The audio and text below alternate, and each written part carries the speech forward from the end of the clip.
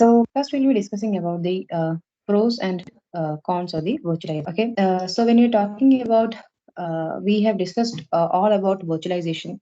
So we have discussed virtualization of a classic data center to a fully fledged virtualized data center by implementing virtualization at compute level, storage level, network level, desktop level, and finally moving to the application level. Okay, so now we'll just discuss about because everything has its advantages and disadvantages.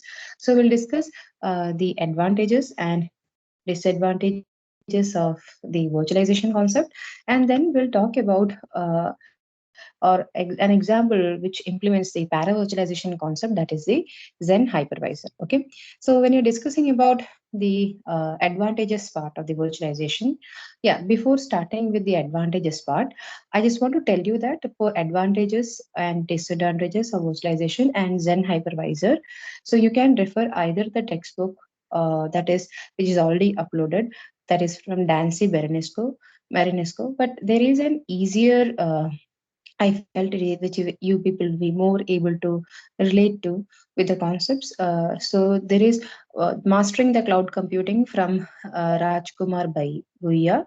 So you can refer that. I have the PDF version. So at the earliest after the class, I'll upload that textbook also. Okay. So from that textbook, I have taken these concepts, advantages, disadvantages of virtualization, and the concept about Zen hypervisor. Okay. Right. So moving into details about the advantages of virtualization. Okay. So we have um, the advantages called the managed execution and isolation. So basically, these two characteristics are an important advantage for virtualization. So definitely, it helps in building secure and a controllable computing environment. Okay, isolation means you can actually have a controlled computing environment. So we can even say that VM instance. Okay, VM instance is configured like a sandbox. So when you're configuring it like a sandbox means you actually your intention is to prevent any harmful operations. Okay, so uh, like how do we do that prevention of harmful operations? So sometimes it might be exploitation of resources or overutilization of resources, or starting a denial distributed service or DOS. Okay, so instead to stop all that, the best thing is there is an abstract level called hypervisor or virtual machine monitor, which actually does the management of VMs, and it actually does the allocation of resources and partitioning of different types of resources to each instances. So this helps in fine tuning the resources. Thus it also helps in load balancing and also the multipathing, okay, which we have already seen that terminology. Okay, the other advantage of virtualization is the portability. Portability means, as I told you before, in the other module, that is business continuity, you will be seeing that from a VM instance, like a template, okay, we can actually use the same template to clone different VM instances and migrate it into different physical servers. So the main importance here is the portability, where the VM file can be transferred from one physical server to another because it doesn't have any dependency on underlying hardware. The only thing which it needs or have a dependency is on virtual machine monitor. So otherwise, you can actually copy the VM file in external hard disk file, okay, or stream it on another system like that. The other advantage is the self-containment. So self-containment, just like Sandbox VM file, have all the required file. Hence, the dependency on the underlying architecture, we can say it is nil. Okay, so portability and self-containment goes hand in hand. Because it is portable, no, the VM is portable because it is self-contained file. Okay, so both the concepts go hand in hand. So portability and self-containment actually reduces the cost of maintenance. Why? Because already the VM instance have been allocated some resources. So now there is no major dependency which it has to rely on the underlying hardware. So the maintenance cost is easy. And also when we have said that already the required resources are provisioned, it means that the VM instance can cause less damage to the other physical resources which is not being allocated to, because it is like a sandbox. Okay, so finally, virtualization yields efficient utilization of resources because we have the concept of load balancing, disaster recovery, multipathing. So all these concepts help in efficient utilization of resources. So these are the major advantages of virtualization. But since we know that virtualization also has some disadvantages, okay, so the basic most disadvantage which the virtualization can bring in is the performance degradation. So by performance degradation, which we have already discussed when we are discussing about full virtualization, that is the x86 architecture was not ready for virtualization and immediate process, and because of some sensitive instructions which does not come under privilege instructions, so such instructions have to be specially treated. Okay, so binary translation was used for the same. Okay, so all these binary translation, it carries overhead. So full virtualization has that overhead of binary translation and then trapping and emulating that kind of particular instruction. Now it was overcome by the concept called para virtualization, so which helps in better performance compared to full virtualization. But then there was another virtualization technique called as hardware assisted virtualization. So in hardware virtualization, we have seen that the hypervisor is installed inside the inside the hardware, right? So there the problem here is again it has to manage the VM provisioning. Okay, it has to check for VM registers, CPU cycles, how much it has occupied. So all these are actually causing some performance overhead when there is a request from an application, and that application request has to undergo the kernel, okay, through the underlying hardware. So there will be definitely some what we can say is latency. Okay, so there is an increased latency and delay in responding to the user application. So that is the performance degradation concept. Okay, the other aspect is inefficiency and degraded user experience. Okay, so initially when virtualization, initially very initially when there was virtualization in programming, so Java we say, right, Java virtual environment, JVM. Okay, so initially when it was there, when it was brought about, the virtualization in the programming environment. Okay, so the graphical user interface was not provided enough support for the virtualization concept. So the native applications which are dependent on the particular hardware, okay, which was created for that particular hardware, they used to run efficiently. But the virtualized or the compiled file which was used to run in other hardware, okay, in other hardware, they did not provide good user interface because they were poor, because the support was not enough. But later, as the developments in virtualization came into concept, uh, eh, came into picture. Okay, so the UI, that is a graphical user interface, was given more added functionalities. So we had swing, okay, functionalities. The other libraries are like OpenGL, okay, which supports more better or for more or for better graphical user interface to the this compiled self-contained programs, which helps in better user experience. Okay, so that is the other disadvantage, is if the system is not able to support virtualization, the user experience will also be less. So this was one example for the same. Okay, um, the other thing is about the security holes. Okay, so we can say that when you're talking about virtualization, so that also is an actually an open door to unexpected form of malware and phishing. Okay, so again, in hardware assisted virtualization, okay, there was this malware. Yeah, in hardware assisted virtualization, just a second.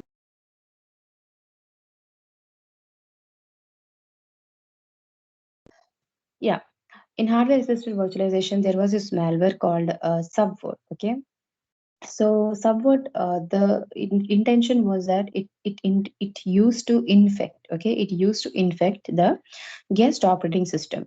What happens is when this virtual machine is rebooted, okay, that guest OS could gain access to actually the host machine, which was not desirable. So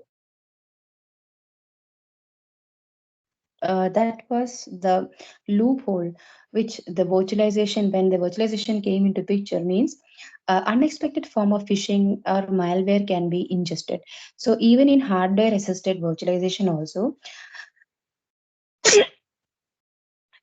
sorry, in hardware assisted virtualization also, so such kind of malware existed. So when VM doesn't know that it has been actually injected with a raw guest OS, but when it is rebooted, it can, the guest OS can gain access to the host machine. So that is was not desirable.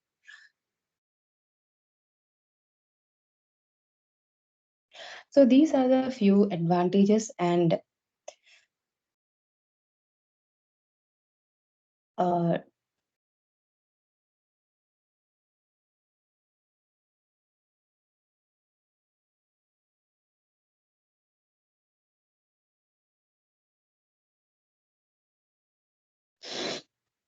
okay. So these are the few advantages and disadvantages of the virtualization. So I'll just go through again, that is managed execution and isolation. That is that helps in actually building a secure and controllable computing environment. It means basically the VM is configured as a sandbox. Okay, so when you are configuring it as a sandbox, so it prevents harmful operation. The other advantage is, main advantage is the portability and self-containment. Self-containment. So just like we say that Java machine compile Java programs, you compile once and run it everywhere. So VM instance is also something similar to the Java programs. So the VM instance can also be um, can be migrated from one particular physical server to another. Okay, so that is the portability and self-containment concept. The other concept is the efficient utilization of resources, because virtualization basically means divisioning or provisioning of partitioned resources, which has to be shared between the VMs. Okay, and the concept of thin provisioning all actually lead to efficient utilization of resources. Okay, the other disadvantages when we are talking about is a performance degradation. So I've told you with full virtualization, what was the disadvantage with the binary translation concept. Also, when we went to para virtualization, so though it is better than full virtualization, but still para virtualization also had issues of using hypercalls to transfer the control from kernel to the VMM, okay, for the same sensitive instructions. So we had hardware assisted virtualization. So there is actually what we can say is there is actually increased latency, and response to the application's request is reduced, okay, or latency is there because of this abstract layer, that is VMM or hypervisor, which exists between the guest operating system and the underlying physical resource. The other thing is inefficiency and degraded user experience. This also we have discussed with respect to the Java graphical user interface, where earlier the graphical user interface was poor for the application which used to run in other systems. Okay, but native applications used to have better user experience. So slowly, when the virtualization has advanced in technology, the swing technology, the OpenGL technologies have helped in giving better graphical user interface experience. The other thing which we have discussed about is the security hole. So we have discussed in terms of a malware, that is subvert, okay, which infects basically the guest operating system, and the VM, which does not know about this, when it is rebooted, the guest OS can actually gain access to the host and bypass the hypervisor and emulate everything as if emulate everything like authentication, authorization, uh, everything as if it's coming from a regular VMM machine. So such kind of security holes are introduced by the virtualization concept. Okay, so these are the main advantages and disadvantages of the virtualization concept. Next thing we'll move on to is the discussion about para virtualization example. Okay, so Zen hypervisor incorporates para virtualization. So uh, the Zen hypervisor is basically an open source virtualization platform which is based on para virtualization concept. So I hope if you remember para virtualization concept, this will be more easier for you. So this was developed by a group of researchers uh, by the University of Cambridge. Okay, University of Cambridge. So we know that para virtualization gives better performance compared to full virtualization, and this was made possible because there is no need to treat the special instructions, that is, the sensitive instructions, in a special way, because the alternate solution was the hypercalls, right? So when, and also how did the hypercalls got into picture in para virtualization? Because the guest operating system was made aware that it is being virtualized, means it is being hosted in a physical server as a separate VM instance, right? So the same thing is here. So the Zen, which is the hypervisor here, okay, that is actually only possible to the operating systems which can be virtualized. Not every operating system supports the virtualization. So one example of operating system which can be virtualized is the Linux-based operating system, that is Zen or Linux. Okay, that supports para virtualization, mainly because the Linux is an open source and it's all the sources are available publicly, so its code can be changed. The other thing which uh, required in this discussion is how much percentage change will be there in the binaries of the operating system. That is actually, according to the Zen original paper, around 1 to 2% code change will be there when that guest operating system is being used to change code change, so that it can be used for the para virtualization concept. Okay, so now we know that we have the guest. If you remember, we had the different tiers of rings. Okay, so ring 0, ring 1, ring 2, and ring 3, right? So actually in the x86 architecture, ring 0 was occupied by the our main operating system. Okay, and ring 3 was occupied by the application. So when the para virtualization concept came into picture, we shifted the operating system into ring 0, ring 1, and ring 0 was actually occupied by the hypervisor. So here Zen hypervisor took control of the ring 0. That is also called by the name called domains. Okay, so here when you're talking about Zen hypervisor, we talk in terms of domains. So if we see the architecture of Zen hypervisor, we can see here that is in ring 0. We just see it. Yeah. So in ring 0, we have the Zen hypervisor. Okay. So, and ring 1, that is called the domain U. That is, if there are multiple VMs, all those VMs guest operating system will lie in ring 1. Okay. So in the ring 1, we have the guest operating systems, which is actually a VM instance. And these guest operating system are called as, see here, modified code base, so that we can incorporate the para virtualization, so that hypercalls can be initiated to carry out the uh, trap and emulate for the sensitive instructions which are not part of the privileged instructions. So ring 1 contains that, that is the change, that is modified guest operating system, and ring 3 contains the applications, okay, user applications. So the main thing you have to notice here is, when you're talking about Zen, okay, there is something called as domain 0, which is nothing but the ring 0, and the other domain, that is the domain U. Okay, that is what is called domain U. That is basically to indicate that is it is being hosting the multiple VMs it is going to host. That is the modified guest operating system, which that VM instance going to deploy. Okay, so that is domain U.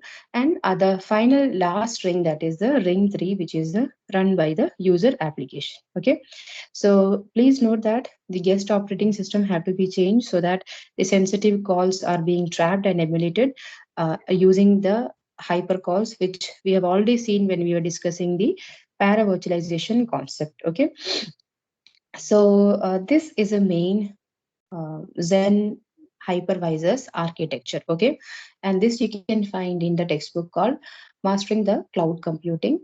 Okay, that textbook you can find this content. Okay, now though we have seen that it has advantages compared to the full virtualization, but now as I told you before, the disadvantage of such a para virtualization concept based hypervisor is not all operating system can be changed. Okay, because sometimes some operating systems like Windows operating system, nowadays it is open, they are available. Before, the Windows operating system binaries were not available so that it can be done or it can undergo any code change. Okay, so such operating systems which are not compatible, which is not public domain so that its code can be changed, they are not supporting para virtualization. So now what has happened is the Windows comes built in with the Hyper-V functionality, means enabling the Hyper-V functionality. So that is how they provides the virtualization.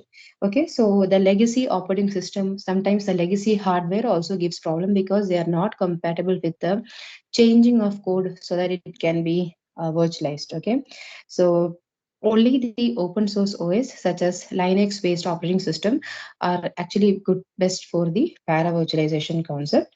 Okay, so this is the brief architecture about the Zen hypervisor. So basically, you have to know about different domains. That is domain 0, domain U, and finally the last ring 3. Okay. So this completes our second module. That is the module which we are taking up. That is the virtualization of data center. So that module we have completed. So next, move on to the cloud security concept. Okay.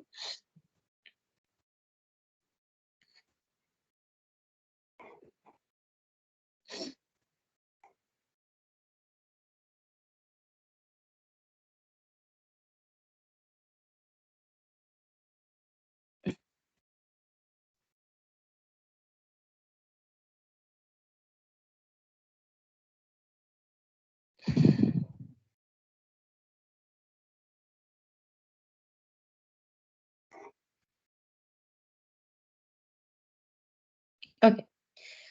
Um, so in the cloud security, we'll be talking about the different basic. So in the today's lecture, we will be talking about the initial basic terminology, which we'll be going to discuss in over the period of the sessions. Okay, so we'll be briefing you about the basic terminal that is authentication, authorization, what is the difference between the two, the auditing, okay, the VM isolation, the different types of attacks we'll be discussing, what are the threats, what are the concerns, security concern and security threats. So all these small concepts we'll be discussing in today's lecture. Okay, so then there is security at compute, network and storage. So that will be covered in the next lecture, next sessions. Okay, so this session basically covers the um, all the security concerns and threats when we are talking about cloud with respect to cloud service providers and with respect to cloud users. So in both terminologies, what is the security concerns, and in both perspective, that is a cloud user perspective and a cloud service provider perspective, we will be covering the cloud security concerns and threats. And before that, we'll be discussing the basic terminologies which are involved in the cloud security concept. Okay, so authentication, authorization, we already know, but in terms of cloud, how it differs, that's what we are going to see discuss. Okay, so this is the overall module of cloud security, where we'll be discussing about access control, identity management, then about the governance, risk and compliance. Okay, so today we'll be just covering the security concerns and what are the countermeasures. Okay, So we'll be first covering the information security basics concept. Basic concepts means, so first we'll be discussing in depth about all of this concept, that is the information security goals. Okay. Um, so here we'll be discussing about the triad, that is confidentiality, integrity, and availability. Okay. So we already know that these concepts, how to incorporate these concepts also we'll be covering. The uh, security framework. Okay. So an information system has to have a security framework, and that security framework have to ensure that it provides these three concepts, that is confidentiality, integrity, and availability. The other thing we'll be covering is about authentication, authorization, and auditing. So here we'll be dealing with what is the difference between authentication and authorization, a brochure, and then how actually auditing helps in measuring the effectiveness of security mechanism is what we will see. So here in the authentication part, nowadays we have multi-factor authentication. Like when you're doing a banking transaction, you will have first the login password, and then you will sometimes you will need to provide a profile password, or you sometimes need to have an OTP, that is one time password. So that multi-factor authentication is one perspective which we'll discuss when we're talking about these triple A's. Okay. The other thing is about the defense in depth. So defense in depth is basically it's like a risk management strategy. So we are actually buying more time whenever there is an attack. So if there is uh, so if there is multiple layers of defense, okay, multiple layers of defense, so that helps in buying more time, so that we can reduce the impact of attack to the more critical components. Okay. So that is defense in depth, so that also we will see. Then we'll discuss about the trusted computing base. So this actually trusted computing base helps in defining to differentiate the components which are essential uh, to give more secure to them compared to the non-critical components. Say suppose a kernel operating system. So a kernel of an operating system, you it should be run in privilege mode, because so that if it is given more security compared to an application which can be run in ring 3, because if an application is uh, if attacked, the impact will only go to the underlying hardware only through kernel. So kernel OS is a critical sensitive component which has to be put under trusted computing base. Okay. So that should run in a privileged mode. So that is the trusted computing base. We'll look into detail of this. I just gave you one small example for the same. The other thing is about the encryption. Okay. So encryption is basically our intention is to convert the data into a form where it is not legible for the uh, unintended recipients. Okay. Not legible for the unintended recipients, and for the intended recipients they need some kind of special help, like a private key or a public key. Okay. So corresponding public key or private key, so based on that, that is the encryption part here. Okay. So these are the basic terminology. So we will deal with each of these concepts in detail in this coming slide. So we understand by the term called confidentiality, integrity, and availability. But when it comes into the defining what is this concept, say suppose if I stated this application requires more of security, it need not um, it should not be legible to other users. So in that case, what is the security concept which you have to focus more on? So how do you identify whether it is confidentiality, privacy, or integrity, or it is encryption it is looking for? So you need to know the meaning of each of these terminologies, so that you understand, analyze a problem statement, and understand which concept is what is it looking for in that given problem statement. Okay. So in the quiz which which will happen in the so that is the kind of concept we are looking for. So understand each terminology, so you are able to analyze a problem statement and see what is the security concepts which is being looked into here, or which is being focused here. Okay. Mm. Okay. So the confidentiality basically means to provide the security of information. So how we can do that? that is mainly by providing access to only to authorized users. That is one thing. And when you're providing access to authorized user, the other important information is that it should restrict the unauthorized users from accessing it. Okay, so that is the confidentiality.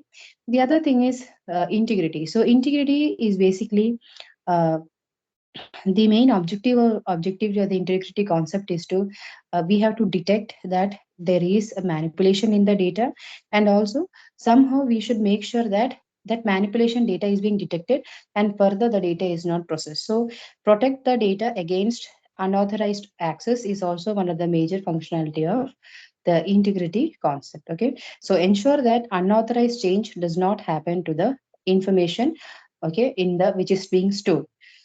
The other thing is about the availability concept. Okay, so availability means the authorized users should be given access to the their confidential data at whatever time convenient to them. Okay, so sometimes and that too timely access to data is more important. That is why we specify that availability. So availability basically when we are also transferring data to a different location. Okay, so that at that time also the availability should be ensured. Okay, availability should be ensured.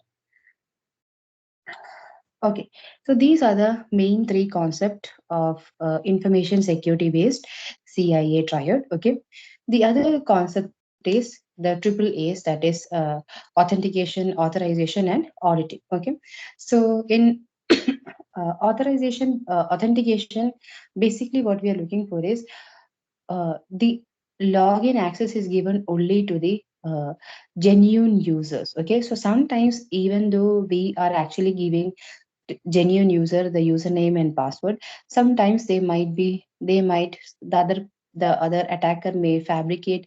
Okay, so in order that the log sometimes if the login password is fabricated or they have actually tried to replicate and they have stolen the password.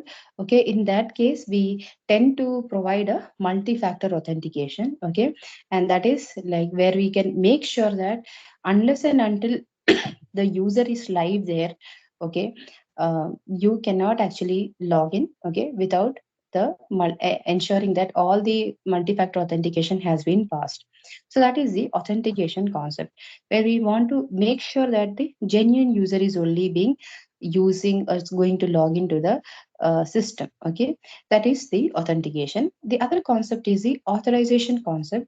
So get these two things very clear, because sometimes when we are just giving the problem statement, you'll be actually thinking what is the difference. So the difference is authorization is basically giving the read or write access to the authenticated user. So every user, authenticated user, will not have all the privileges. We can say that a developer will not have the privilege to know the salary of the manager, okay, or an above employee.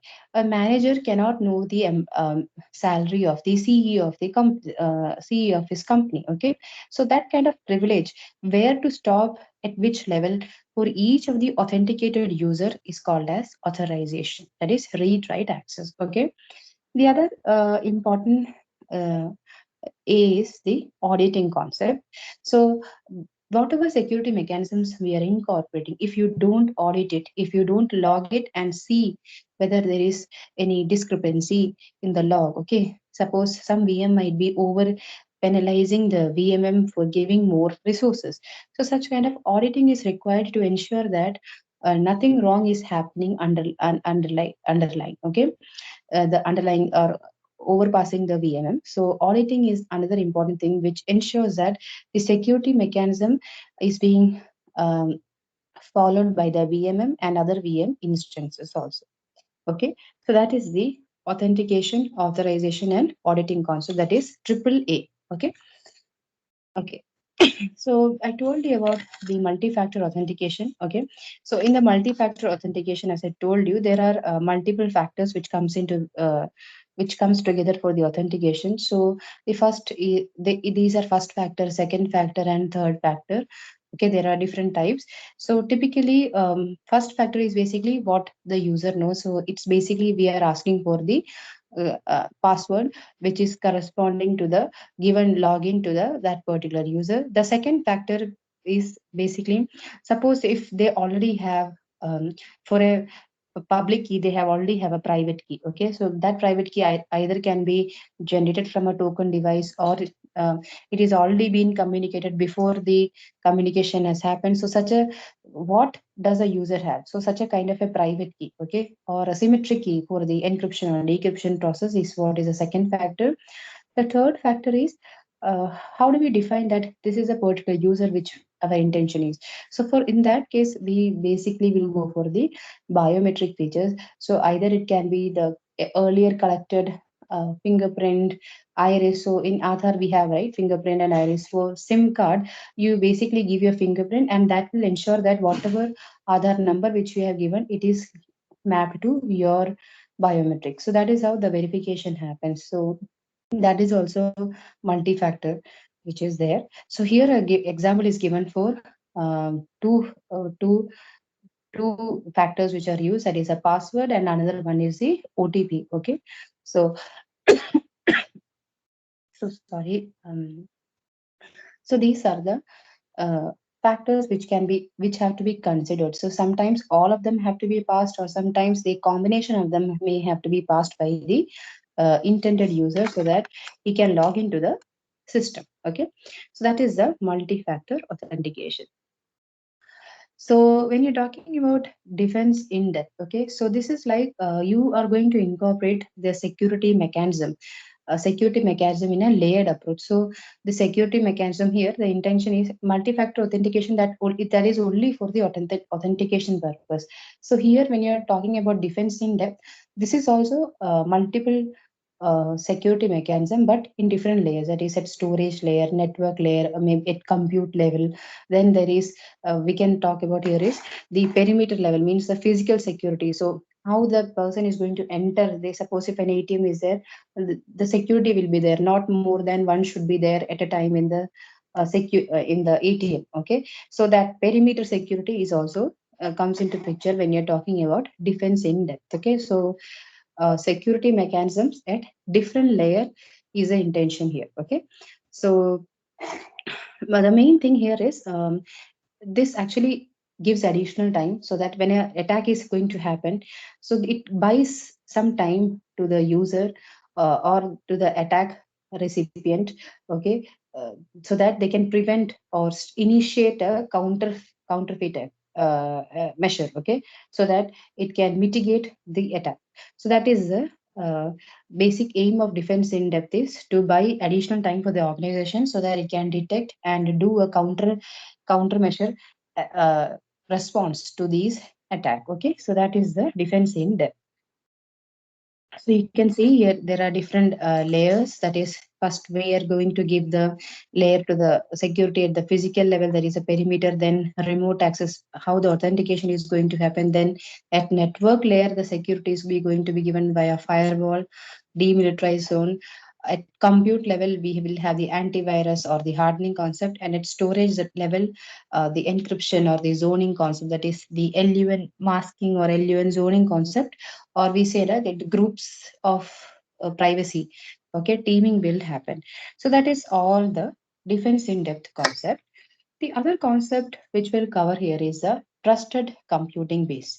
So trusted computing base, as I told you, how the kernel operating system is an essential security required component compared to just an application which might be not requiring that much security, because kernel operating system basically is going to deal with operations which will affect the underlying hardware or page tables. Okay, memory consumptions, all those perspective. But when we are talking about just an application level, it might not affect, because whatever security uh, security related or if it wants to harm the underlying hardware, it has to go via kernel operating system.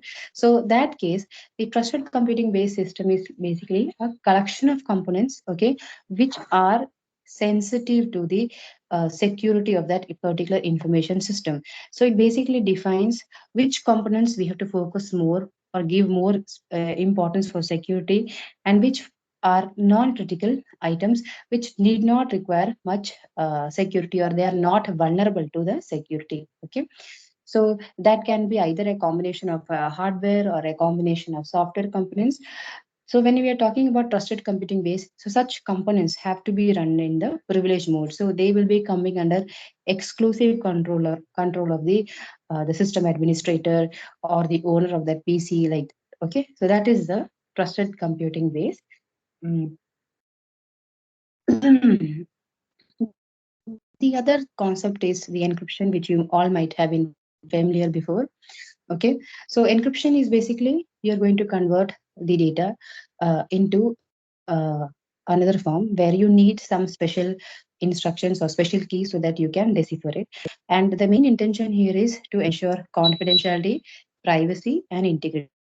Confidentiality means you don't want anybody else to read, only the internet recipient. Privacy means it is encrypted, so others cannot read it. And also, since it is encrypted, the integrity of the same is maintained, right? Because you know that only with the corresponding private key or the public key, that main plain text can be deciphered from that ciphertext. Okay, so basically, encryption ensures confidentiality, privacy, and integrity of the system. Okay, if we and see we see to it that the keys are not compromised. Obviously, for the general case that keys are not compromised, we assume that the keys are not compromised. In that case, encryption can provide both the confidentiality, privacy, and integrity. Okay, so here, when you're talking about encryption, so there will be a few details we are going to retrieve from the ciphertext, the plain text content. Okay. The other thing which you have to note here is the different types of keys which are available. That is asymmetric key or the symmetric keys. Okay. So this all you might be familiar with. Symmetric key means same keys for the encryption and decryption, and asymmetric keys means two separate keys for the sender and the receiver. Two separate keys for and it means it one key might be for encryption, the other key will be for the decryption. So that is the encryption concept here. Okay. Okay. Now the other thing which we'll discuss here is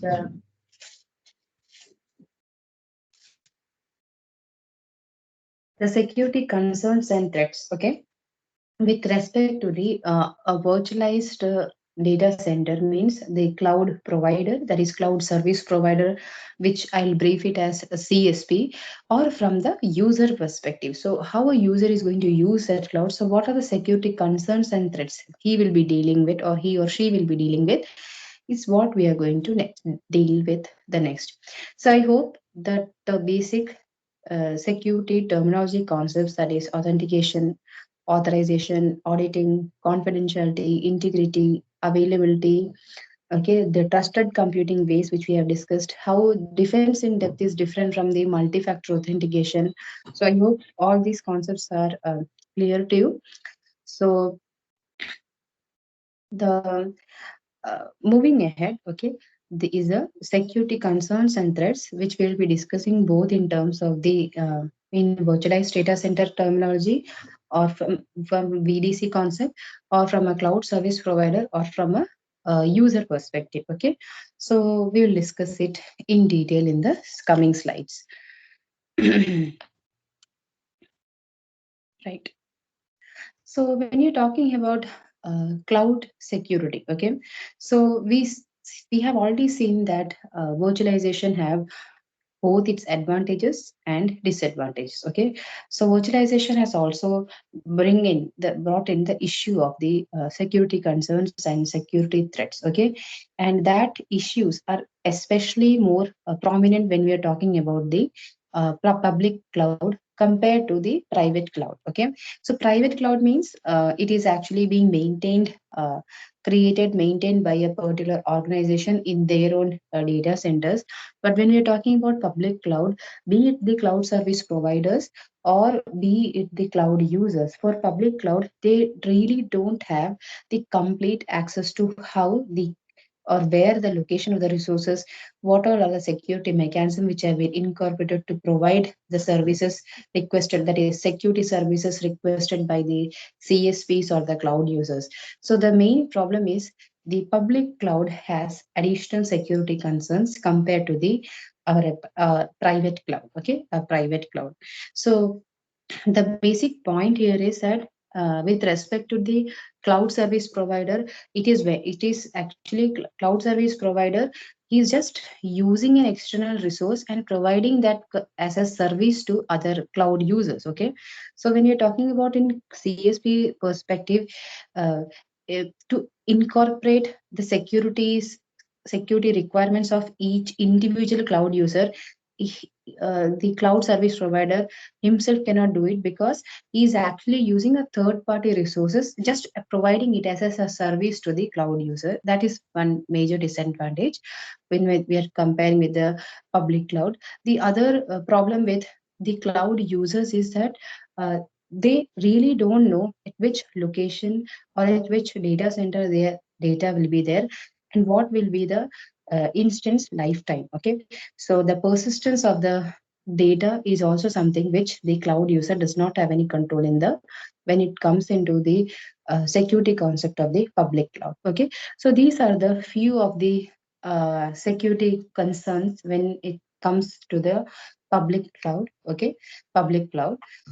Okay, so we will, in the further slide, we will discuss more about that is the specific terminologies which are the security concerns when we talk in terms of as a cloud service provider or a cloud user, that we will discuss. Once we have discussed these concerns, we'll discuss the threats which are there uh, in the cloud, especially in the terms of cloud service provider and cloud user.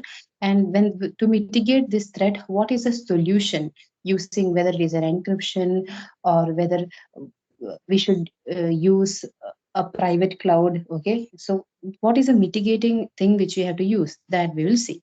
Okay, right.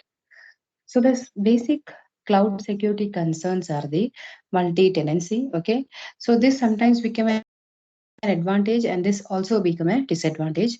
The other is the velocity of attack. Um, the other concern is the information assurance. Okay, so the when you're talking about multi-tenancy, basically multi-tenancy is when you're sharing the resources.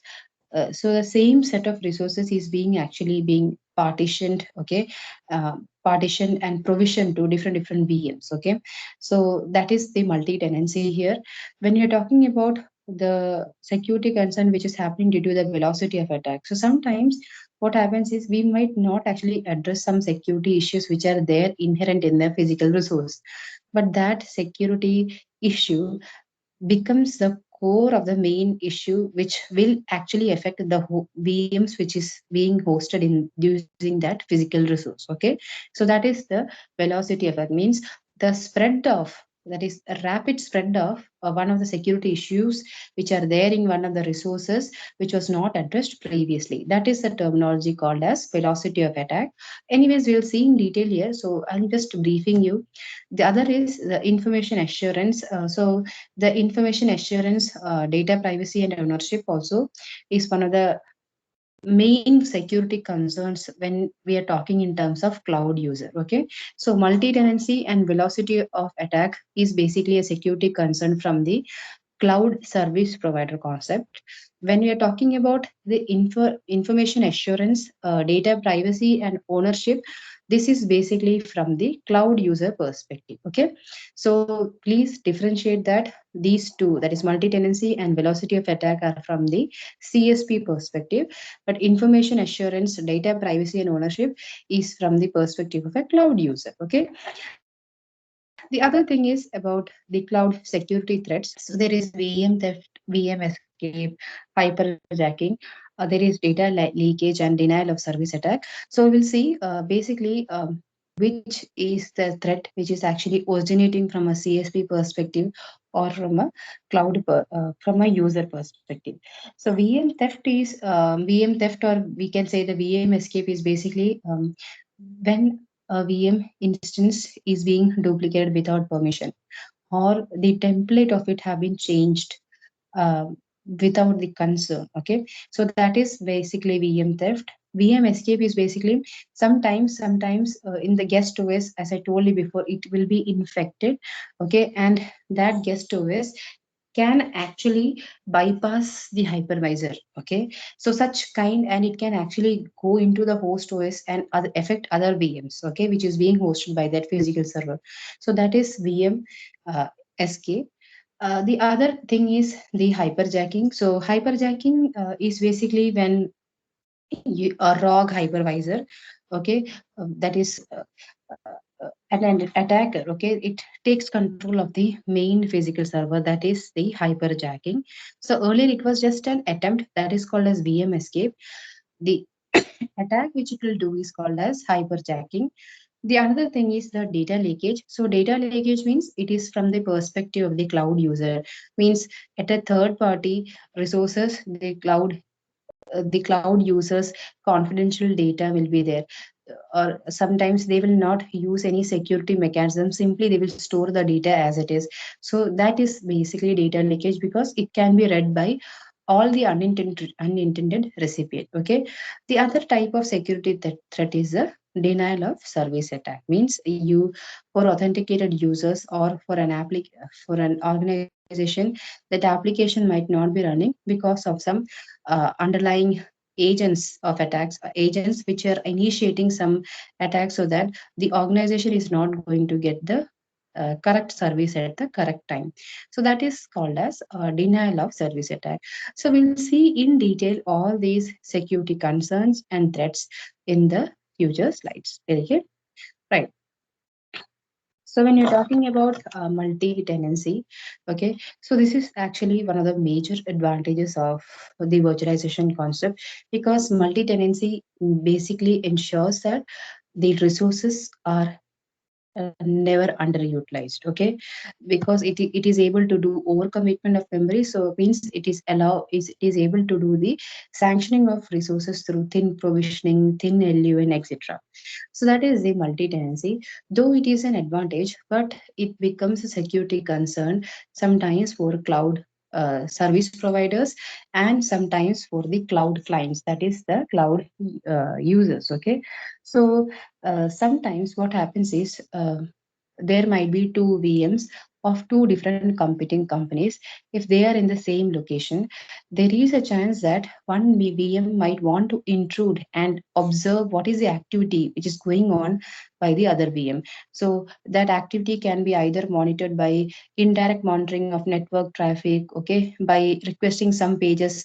And if they know that they are not given such pages, it might know that such kind of pages is being activated by, is being requested or in use by the competing VM. So such kind of problem happens here. For the cloud service provider, if it is a public cloud, it is difficult to ensure, okay, or enforce uniform security control measures uh, when the vendors of the provider is actually a third party. So that is another major problem when it is multi-tenancy, okay. So uh, this multi-tenancy actually lead to uh, more vulnerability of the private data, okay, because as I told you, of the competing clients which might run on the same server, okay. So also what can happen is sometimes one VM will be compromised, okay, and compromised, and this can enable actually an attacker to compromise the security of other VMs, or even it can attack the hypervisor also, okay. So that is the issue with the multi-tenancy. So for cloud service provider, multi-tenancy okay, makes it harder. So as I told you, to enforce the uniform security controls for each of its cloud users, that is very difficult when it comes to multi-tenancy, okay, and when it is a public cloud, okay. So what is a security mechanism measure which we can do is isolation of virtual machine, means one VM does not have to know what are the other VMs which is being hosted by these physical machines. The other thing is whatever VMs, its related data, its related network connection, everything should be isolated from each other, okay. That is the counter mechanism which can be done, so that the security concern can be addressed, that is that a multi-tenancy issue, okay. So this is the security concern related to multi-tenancy. The other security concern is the velocity of attack. So velocity of attack comes when we can say the cloud actually it's a collection of heterogeneous, homogeneous, large computing, storage, network resources, etc. Right? So when there is homogeneity in some platforms, okay, so there might be a chance that that can be vulnerable to some kind of similar type of attacks. So already we know that this type of platform was vulnerable to attack, but still we adopt that platform because of some other feature, additional feature that it is gives more performance. Okay, it has less latency, but though earlier such kind of platform has been attacked, but why it was attacked, what was done to mitigate that attack, why it was not detected previously, if those issues are not addressed before but still we use such a platform, that is actually lead to that promotes the velocity of attack, that is it will lead to rapid attack. Okay, because the platform is same, so actually the attacker can do the same type of attack in the similar platform. Okay, so homogeneity is one thing which actually lead to the velocity of attack. So just use the same similar platform, but ensure that whatever issue which was there before, they have to be addressed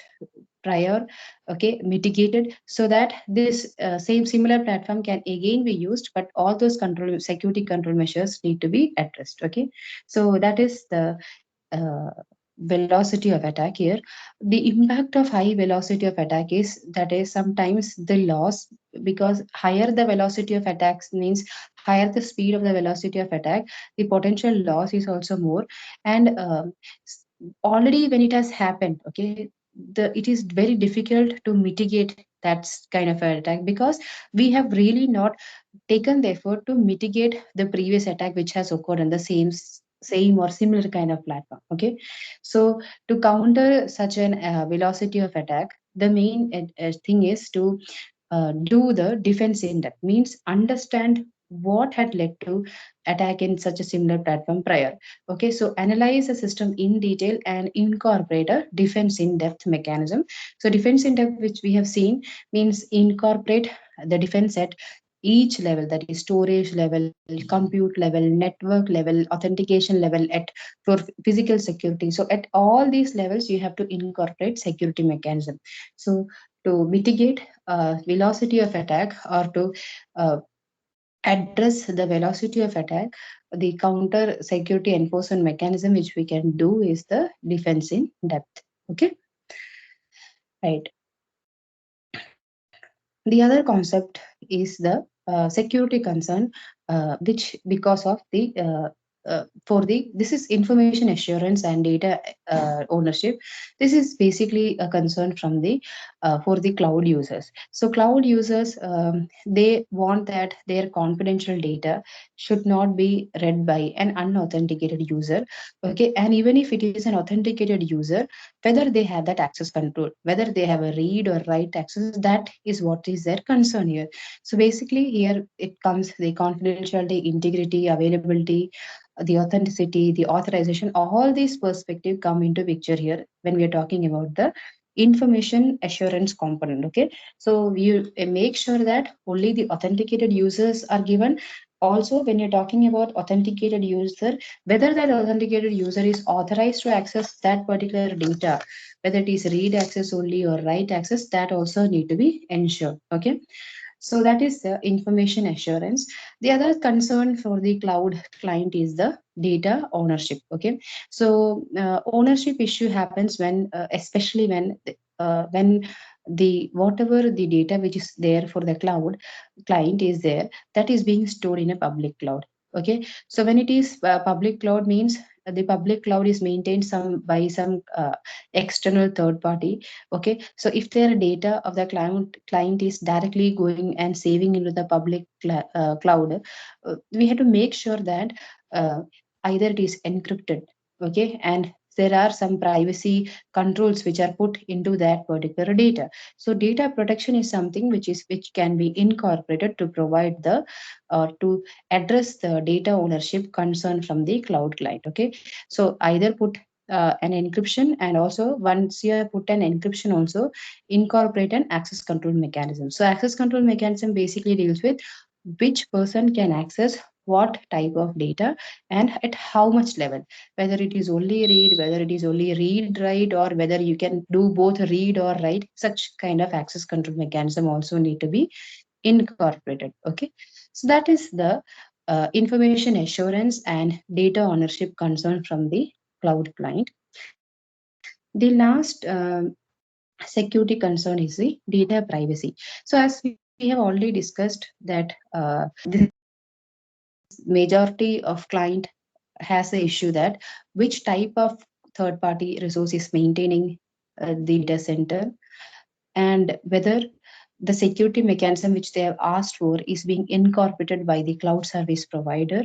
Okay, and if it is a public cloud, at which location data center the data is there, what is the persistence of the lifetime instance of their data. Okay, so all these are the major concerns for the client. Okay, sometimes what happens here, it is not just clients some data application related data, sometimes it might be some personal identifiable information might also be there in the cloud. So that becomes a vulnerability for the cloud client. Okay, so if you want to store some personally identifiable information, that is PII, make sure that the client can, you need to select a private data or a cloud which can actually be a combination of a private and public cloud, where its security mechanisms are incorporated according to the SLA stated by cloud client and the CSP. Okay, so that will be helpful for identifying which at what place the data is being stored. Okay, so this is something related to data privacy. So choosing a more secure hybrid cloud is how it can be addressed. Okay, so that is the last security concern of the from the cloud client perspective. The cloud security threats which we'll be discussing ahead are the VM vulnerabilities. The first security threat is a VM vulnerability threat. Okay, so when we are talking about VM vulnerability threat, initially, if I remember, we have discussed that a VM template. Okay, even if it is in power on mode or in power off mode, the VM template are actually vulnerable to attack, right? So why? Because sometimes there might be attackers, or we can say the crackers, which can actually inject the guest OS, okay, with malicious code, such that once the VM is rebooted, it can actually start intervening with the hypervisors, okay, and try to attack or try to influence the other VMs which are being hosted on the same server. So VM template, whether it is being powered on or powered off, they are actually vulnerable to the network type of attack. Okay, so what we should ensure that once the VM is powered off, that VM template should also be encrypted. And other thing is, once the VM template is being powered off, it should be encrypted, and only it that access to that particular VM template file, okay, where VM template image should only be given to the privileged users. Privileged users means only to the authorized authenticated users. Okay, so that is the main things which we have to consider when we are dealing with the VM templates. Okay, so the other thing which is also an issue here is that VM template can also be modified. Okay, so once the VM template is created, say suppose for one VM, it has its OS, its data, its VM resources, its VM virtual files, VM disk files, all things are there. Now I'm cloning it, but while cloning it, if the intention of the cloner is not good enough, he might actually modify the template of the VM and can create a wrong VM, which even the hypervisor won't know. So that we have to ensure that VM template can also be modified, which can infect other VMs. So whoever is going to do the cloning, that transition, that during VM migration also, the VM template can actually be modified or manipulated. So we have to make sure that VM template is always encrypted, and cloning perspective is only being given to the privileged users with the correct authorization rules. Okay.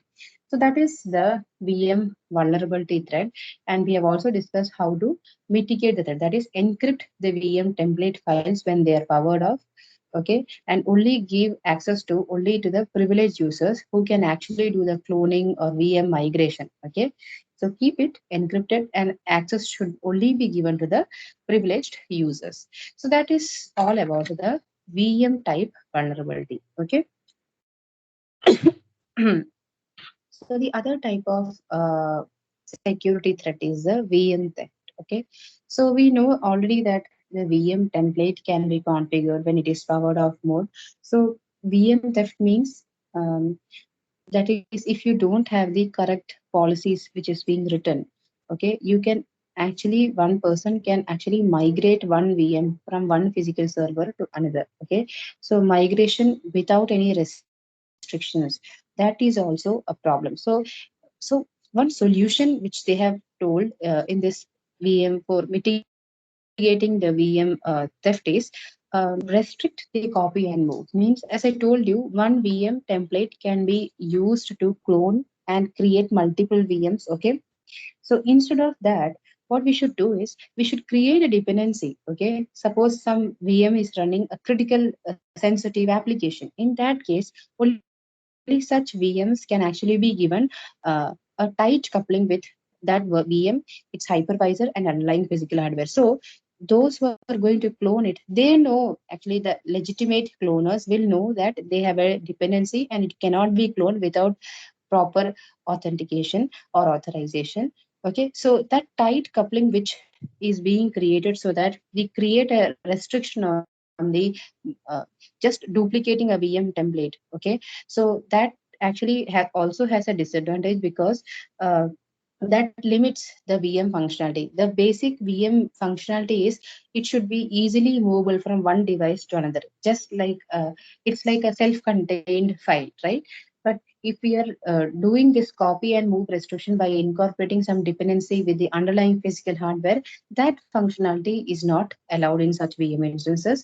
So we have to make sure that if you are going to do such a restriction, ensure that it is done to only certain VMs which are actually running some critical application, or they have some sensitive information like that. Okay, so that is the VM theft.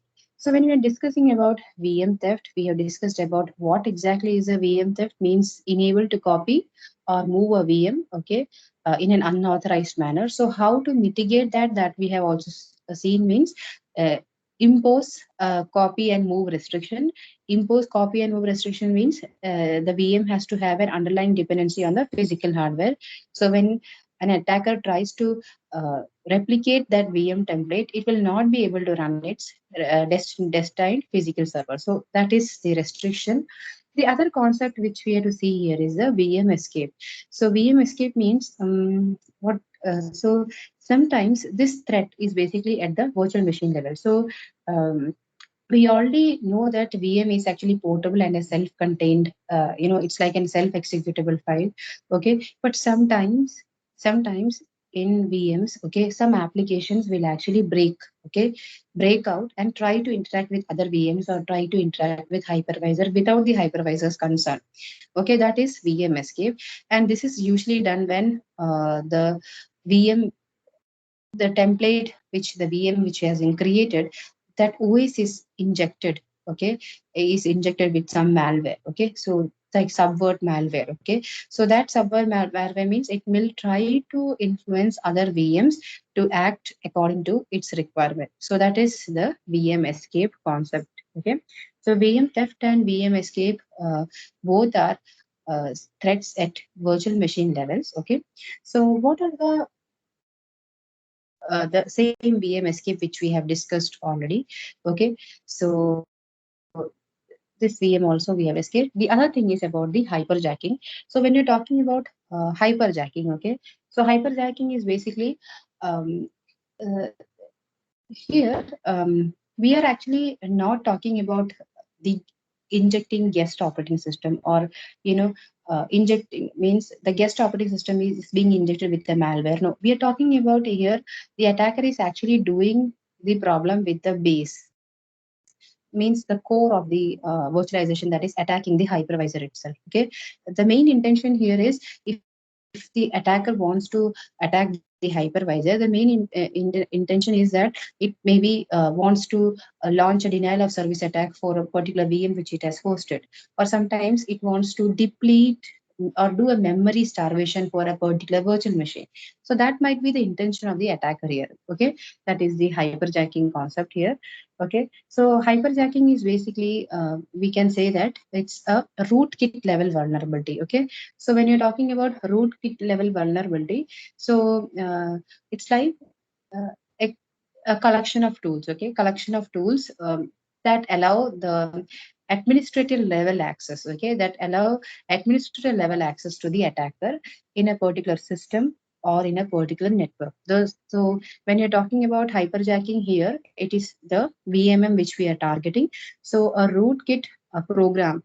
Okay, so a cracker or a malicious hacker will try to install a program in the hypervisor. Okay, in the hypervisor, so that it can control the underlying physical resources and also the VMs which are hosted in by using that hypervisor.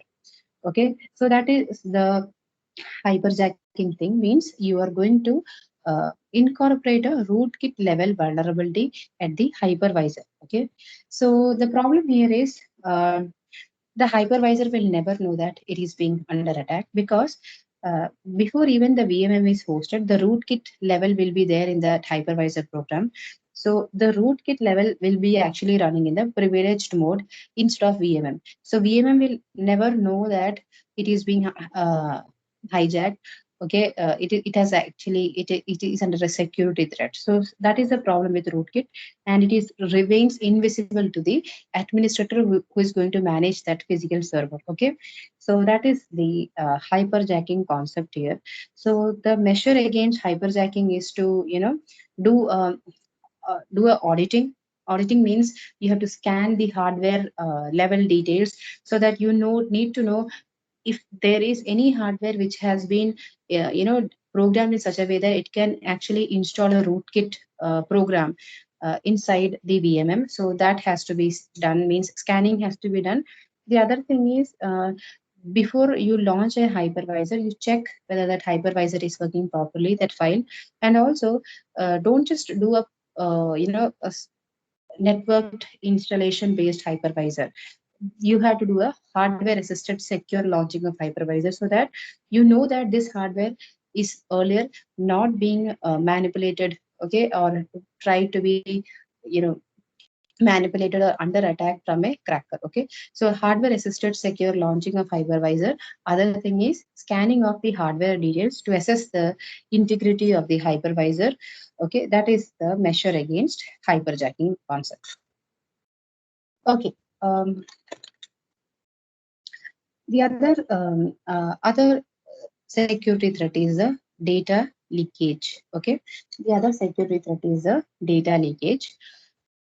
So when you're talking about data leakage, okay, so data leakage is terms we talk in terms of the cloud user perspective. So basically, the confidential data, if it is stored in public cloud, the cloud will the data will be accessible to unauthorized users, and they can manipulate and use it for their own purpose. Okay, so we should that the cloud user should ensure that an end-to-end data protection is given. Okay, end-to-end data protection is given. Okay, now here I'll just stop it. And did you get the assignment? With anyone can respond? No, ma'am. No? Okay, I'll just see why it has not been given. Wait, okay. So I'll stop the presentation now.